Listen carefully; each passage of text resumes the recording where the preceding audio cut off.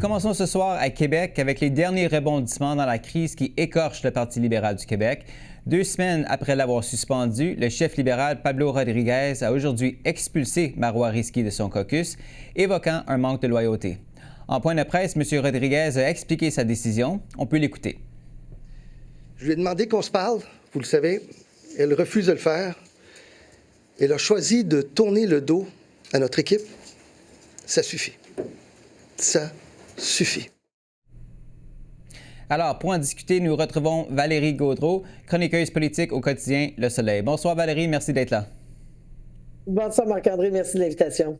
Alors, qu'est-ce que M. Rodriguez a dit pour expliquer pourquoi il a décidé maintenant d'expulser Mme Risky? Et étant donné qu'il avait déjà évoqué cette idée d'un bris de confiance entre eux, y avait-il vraiment un scénario dans lequel elle aurait pu rejoindre le caucus? Ben de moins en moins, hein, parce que ces derniers temps, les questions qu'on se posait, c'était de dire, OK, mais combien de temps allons-nous tolérer? Et c'était correct de la part de M. Rodriguez que de faire en 2 temps, on pourrait dire, la suspension. Rappelons que ça ramène tout ça, ça revient au 18 novembre. Alors là, et je me souviens, on en parlait ensemble, Marc-André, la semaine dernière, les jours s'accumulent et à un moment donné, c'est le leadership du chef là, qui en souffre. C'est de dire, écoutez, elle ne vous parle toujours pas, elle ne vous dit rien, vous faites rien. Alors, je pense qu'il y avait un élément un peu de démonstration de qui est le patron aujourd'hui. Et d'ailleurs, un terme qu'a employé M. Rodriguez, c'est que ça suffit. Alors, cette idée que là, c'est assez, Marois Risky. Oui, ça fait des semaines, des jours, 2 semaines maintenant qu'on n'a pas davantage de détails sur ce qu'elle a reproché initialement, rappelons-le. Tout ça a déclenché, si on veut, avec le congédiement de la chef de cabinet Geneviève Hines, qui était une proche de Pablo Rodriguez, sans le dire au chef. Donc, le bris de confiance, et là, pas de détails 2 semaines plus tard, ça en était assez. Je pense qu'à un moment donné, M. Rodriguez voyait là, que son image commençait à souffrir peut-être là, de ne pas être en mesure d'en savoir davantage. Oui, on se demande maintenant quelles seront les conséquences de cette décision pour les autres membres du caucus, en particulier Greg Kelly, le conjoint de Marois Risky. Est-ce qu'il risque de suivre, vous pensez?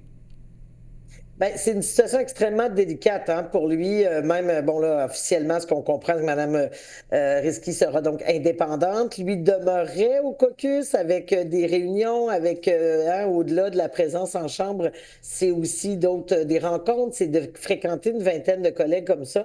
Monsieur Rodriguez a été plutôt tendre avec lui aujourd'hui en disant, écoutez, j'aime beaucoup Gregory, Monsieur Kelly, il décidera en temps et lieu, mais on voit là, qu'effectivement, ce serait une position un petit peu difficile à tenir pour lui. Est-ce que vous avez l'impression que le caucus est uni derrière M. Rodriguez ou est-ce qu'il y a encore des lignes de fracture?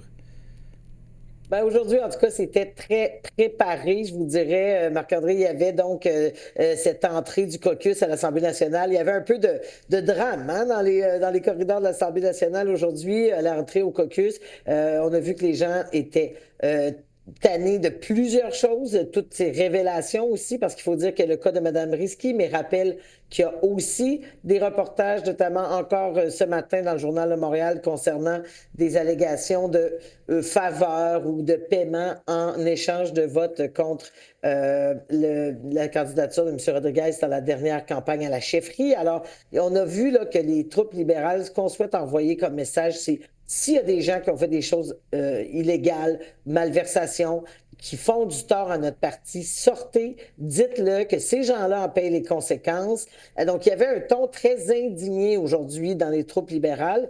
Par la suite, on rentre en caucus. Mais on entend par les branches que ce caucus-là donc décide du sort de Mme Risky.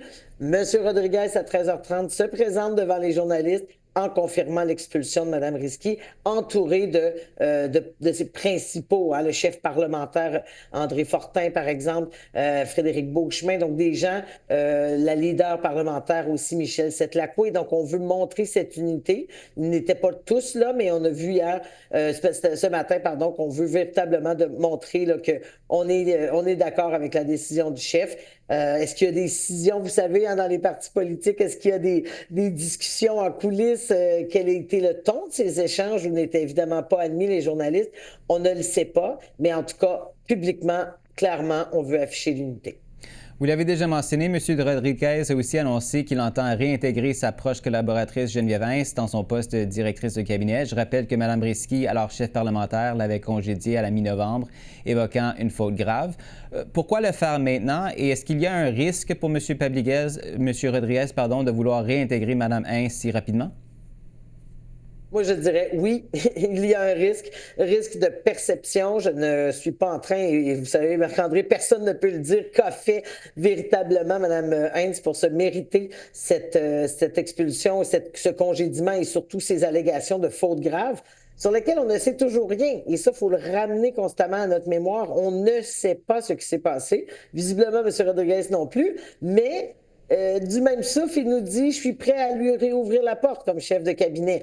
Alors là, la question qui se pose, c'est a-t-il une confirmation qu'il n'y a pas eu de manœuvre, par exemple, répréhensible de la part de Mme Hintz, ou sa loyauté est tellement forte, ou il veut tellement montrer que Mme Risky a tort qu'il irait jusqu'à la réhabiliter, Mme Hintz. Donc, moi, je trouve que c'est un peu prématuré. Je voudrais que c'est un peu ce qui ressortait là, chez certains analystes ou dans la réaction initiale dans les couloirs de l'Assemblée nationale, parce qu'on se dit, s'il fallait que ce soit la commissaire à l'éthique, hein, vous savez, il y a plusieurs études, il y a la commissaire à l'éthique, il y a une enquête, il y a plein d'instances qui pourraient dire que du côté des ressources humaines, il y a eu insubordination ou autre alléguée par Mme Risky à l'endroit de Mme Hintz. Donc, s'il fallait que ça s'avère, et que là, M. Rodriguez dit, ben moi, je l'ai déjà réintégré, il y a quand même là, un certain risque.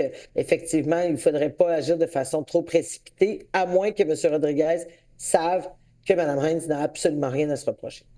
Après l'annonce d'aujourd'hui, est-ce que vous croyez que le leadership de M. Rodriguez est davantage fragilisé ou est-ce que ça serait le contraire? Parce que nous sommes quand même à 10 mois des prochaines élections prévues en octobre prochain.